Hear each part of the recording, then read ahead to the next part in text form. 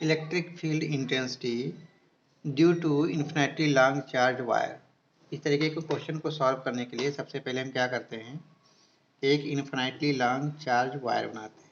मान लीजिए हमारा इन्फिनिटली लॉन्ग चार्ज वायर है and positive charge are distributed along the length of the wire and ये charge equally distributed है along the length of the wire. इस wire का जो लेंथ है वो इन्फिनिटी है, इधर पॉजिटिव इन्फिनिटी तक है और इधर निगेटिव इन्फिनिटी तक है। हमें करना क्या है इस केस में, हमें इसके सेंटर पे किसी पॉइंट P पर परपेंडिकुलर डिस्टेंस पे, सपोज करिए r डिस्टेंस पे कोई पॉइंट P है, इस पॉइंट पे इस इंटायर चार्ज वायर की वजह से जो इलेक्ट्रिक फील्ड इंटेंसिटी आएगी वो हमें कैलकुलेट करना है। तो सबसे पहले इसको इस तरीके की प्रॉब्लम को सॉल्व करने के लिए हम शुरुआत कहाँ से करेंगे, हम छोटा सा एक एलिमेंट लेंगे और उस एलिमेंट की वजह से जो इस पर इफेक्ट आ रहा है वो देखेंगे और उसी को इंटीग्रेट कर देंगे entire the length of the wire. Suppose करिए हमने ये और सेंटर पॉइंट है, यहाँ से x डिस्टेंस पे एक स्मॉल एलिमेंट लिया और इस स्मॉल एलिमेंट का लेंथ है dx।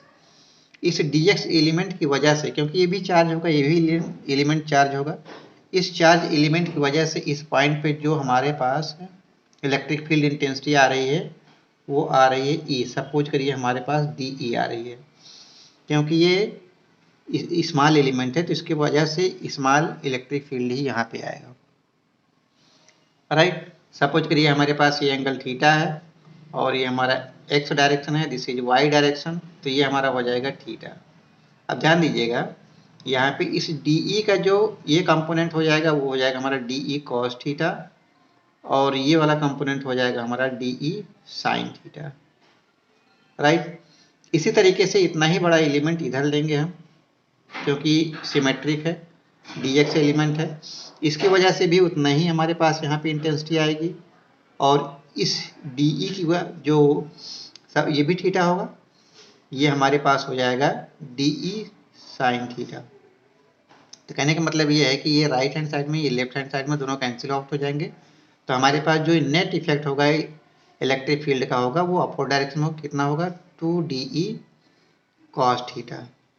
ना अब हमें DE फाइंड आउट करना है। तो सबसे पहले हम देखेंगे, मान लीजिए कोई चार्ज पार्टिकल है प्लस Q, तो इसकी वजह से इसकी इलेक्ट्रिक फील्ड इंटेंसिटी चारों डायरेक्शन में रहती है। तो सबसे पहले इंटेंसिटी होती क्या है ये समझिए। इंटेंसिटी क्या है, यूनिट चार्ज की वजह से जो इंटेंसिटी होती है वो कितना होती है, 1/ε0 होती है। This is the intensity due to unit charge particle. अगर हम हमारे पास क्यू कूलाम चार्ज है तो उसकी वजह से कितना इंटेंसिटी होगा, Q/ε0 होगा, राइट। यही तो है इंटेंसिटी। अच्छा, अगर ये पॉजिटिव चार्ज है तो ये स्फेरिकल डायरेक्शन में चारों तरफ इसकी लाइंस जाएंगी स्फेयर की तरह। जैसे बॉल के सेंटर पे कोई चार्ज है तो चारों तरफ एक इलेक्ट्रिक फील्ड जनरेट होगा, तो जो सरफेस एरिया होगा बॉल का कितना हो जाएगा, वो हमारा हो जाएगा 4πr² हो जाएगा, राइट। इस पूरे सरफेस एरिया से कितना इलेक्ट्रिक इंटेंसिटी है, Q/ε0। तो छोटे से एलिमेंट एरिया के लिए हमारे पास इलेक्ट्रिक फील्ड कितना हो जाएगा, अगर पूरे के लिए 4πr² पूरा सरफेस एरिया है, इसकी वजह से जो इलेक्ट्रिक फील्ड इंटेंसिटी है Q/ε0 है। तो पर यूनिट 1 मीटर स्क्वायर में कितना इलेक्ट्रिक फील्ड इंटेंसिटी होगी, Q/4πr²ε0।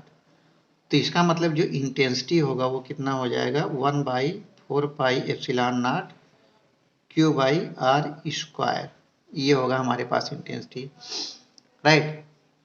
क्या है, ये Q पॉजिटिव चार्ज है और ये R रेडियस है स्फीयर का, दिस इज द इंटेंसिटी।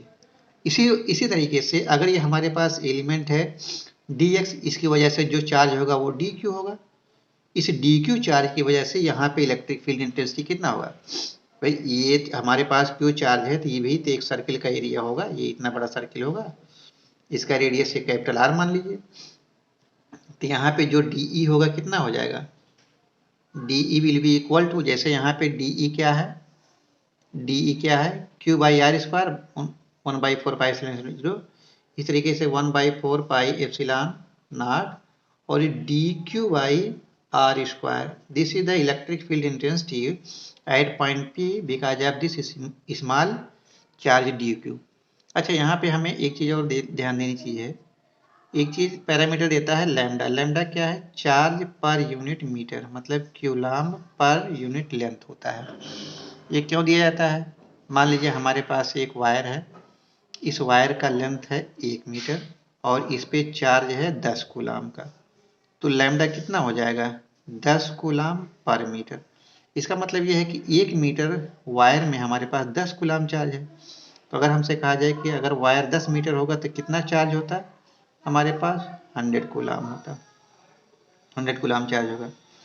इसी वजह से ये जो लैम्डा दी जाती है, ये क्या है? Q बाई एल, मतलब charge per unit length. If charge are equally distributed along the length of the wire, so you can say per unit length of the charge that is lambda, right? तो अगर हमें पर metre पता है कितना charge है, तो 10 metre में पता चल सकता है, 100 मीटर में भी कितना चार्ज होगा पता चल जाता है। तो dx में कितना चार्ज होगा हमारे पास? जो dx में dq होगा कितना होगा? Lambda into dx। इसे इंपुट कर लीजिए, T equal to 1/4πε0 lambda dx into R square. ये हमारे पास आ गया intensity due to this charge at point P।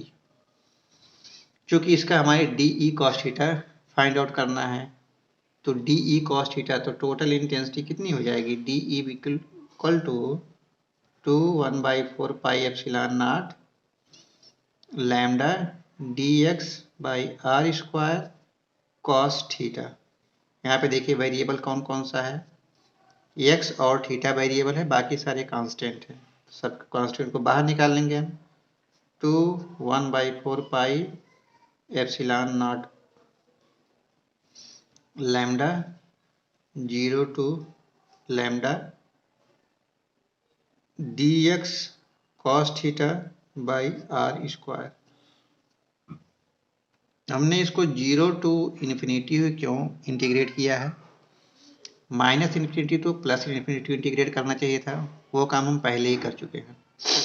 यहाँ पे अगर हम इस आधे पर से फाइंड आउट कर लें तो 2 से मल्टीप्लाई करेंगे तो दोनों साइड का मिल जाएगा, इसलिए हमें 2 से मल्टीप्लाई किया है ताकि दोनों साइड का मिल जाए। अब यहाँ पे देखिए इंटीग्रेशन में हमारे पास 2 वेरिएबल हैं x और थीटा। इसको सिंगल वेरिएबल में कन्वर्ट करना पड़ेगा, या तो cos थीटा को x में कन्वर्ट कर लीजिए या x को cos थीटा में कन्वर्ट कर लीजिए। इसके लिए हमारे पास देखिए ट्रायंगल पे ध्यान अगर देते हैं तो यहाँ पे ये r है, ये x है, ये कैपिटल R है और ये थीटा है। तो यहाँ से हम लिख सकते हैं tan theta equal to x by R. यहाँ से हम लिख सकते हैं tan theta equal to x by R.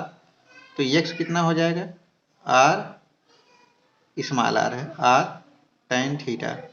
तो dx हमारा कितना हो जाएगा? r sec square theta D theta हो जाएगा।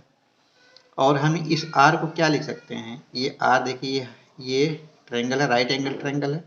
r is the hypotenuse, x is the perpendicular, r is the length. So r square will be equal to small r square plus r square लिख सकते हैं, r square plus x square. और x को हम क्या लिख सकते हैं?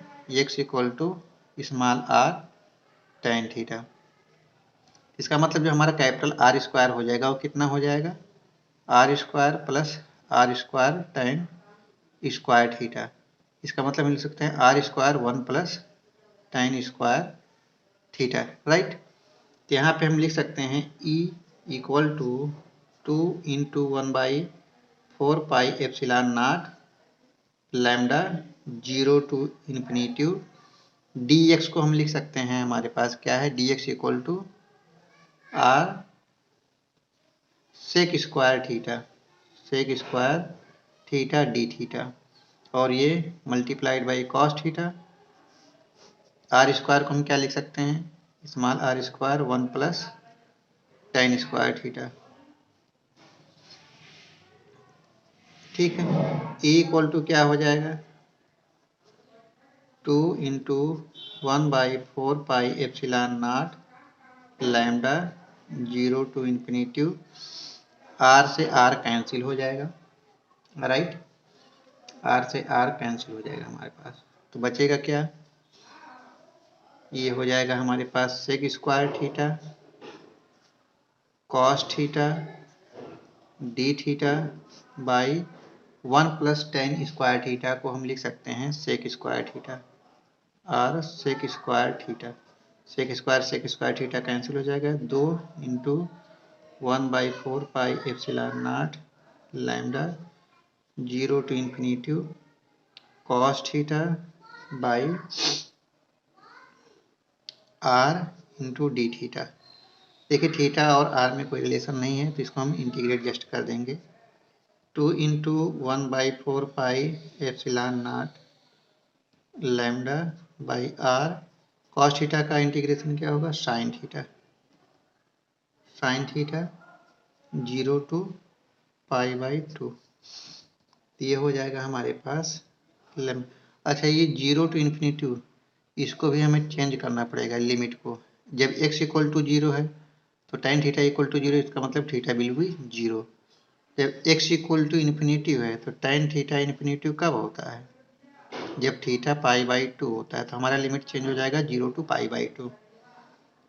तो ये हो जाएगा lambda by 2 pi epsilon naught R sine π/2 minus sine 0। तो ये हो जाएगा हमारा lambda by 2 pi epsilon naught R. ये electric field intensity side point P पर ड्यू टू चार्ज वायर।